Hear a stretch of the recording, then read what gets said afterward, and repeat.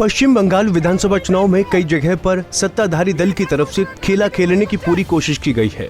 मेदिनीपुर में एक TMC worker तो चुनाव आयोग का लोगो लगाकर घूम रहा था। पुलिस को जब उसकी हरकतों पर शक हुआ तो उससे पूछताछ की गई। पूछताछ के बाद टीएमसी के जालसाज नेता शेख ग्यारुल को पुलिस ने धर दबोचा।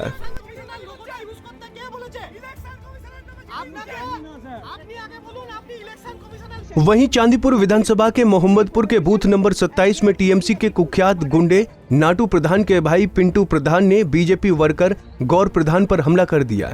इस हमले में गौर प्रधान बुरी तरह से जख्मी हो गए हैं। उनके सिर पर हमले के गहरे जख्म हैं। वहीं उनके परिजन इस घटना के बाद से सदमे में हैं। वहीं पश्चिमी मेदिनीपुर जिले के केशपुर इलाके में बीजेपी कैंडिडेट प्रीतीश रंजन की गाड़ी में तोड़फोड़ का आरोप टीएमसी कर्मियों पर लगा है। इसी जगह पर टीएमसी के समर्थकों पर मीडिया कर्मियों की गाड़ी में तोड़फोड़ करने का भी आरोप लगा है। सूचना मिलने के बाद बड़ी संख्या में आई पुलिस फोर्स ने हालात को काबू में कर लिया। वहीं पूर्वी मेदिनीपुर जिले के चंडीपुर से टीएमसी उम्मीदवार सोहम चक्रवर्ती के सामने ही उनके सुरक्षा कर्मियों ने बीजेपी के एक वर्कर की पिटाई की। चंडीपुर के भगवानपुर इलाके में टीएमसी कैंडिडेट के सामने ही बीजेपी के वर्कर को बड़े बड़े डंडे से बुरी तरह से पीटा गया, जबकि सुरक्षा बल खड़े होकर तमाशा देखते रहे।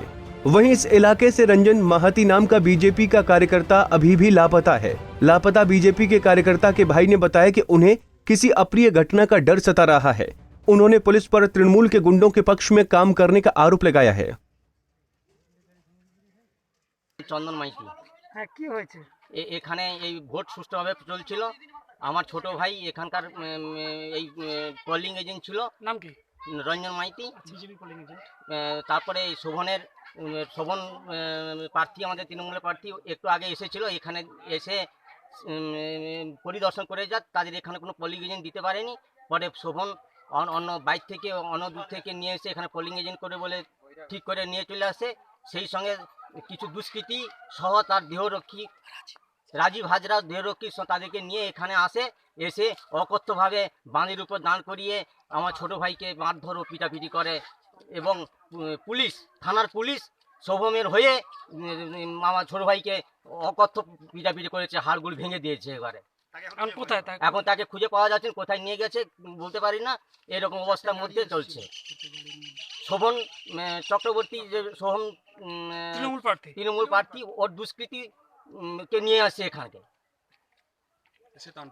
তাণ্ডব চালায় এবং এখানে কেন্দ্র বাহিনী কোনো পদক্ষেপ নেই। দাঁড়িয়ে আছে কেন্দ্র বাহিনী মানে সম্মুখে থাকা দাঁড়িয়ে থাকা সময়ই এই করেছে কেন্দ্র বাহিনী। থানার পুলিশের লাঠি কেলে কেন্দ্র বাহিনী যত মেরেছে আমার ছোট ভাই। कई विधानसभा सीटों पर सत्ताधारी दल की तरफ से हिंसा करने का आरोप लगा है, लेकिन ममता बनर्जी उल्टा चुनाव आयोग और सेंट्रल फोर्स पर ही हमला कर रही हैं। खुद ममता बनर्जी काफी देर तक बूथ पर खूंटा गाड़कर बैठी रहीं, जबकि किसी भी कैंडिडेट को वोटिंग के दौरान इस तरह से बूथ पर बैठने की इजाजत नहीं दी जाती है।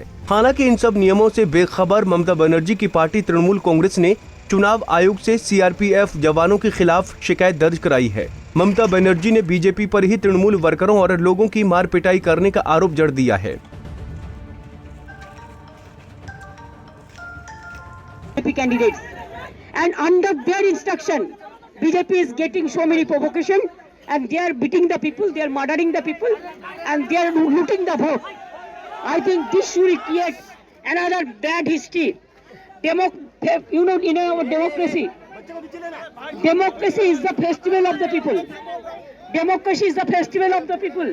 Now, if you don't allow the people to cast their vote, what do you think that election commission? Why people will say that election commission is impartial? My humble regards to election commission, all the members. विधानसभा चुनाव से काफी पहले ही तृणमूल कांग्रेस ने खेला होबे का नारा गढ़ा था।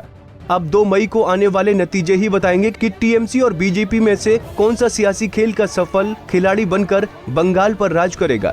पंजाब केसरी टीवी के लिए नंदीग्राम से उदय प्रताप सिंह की रिपोर्ट।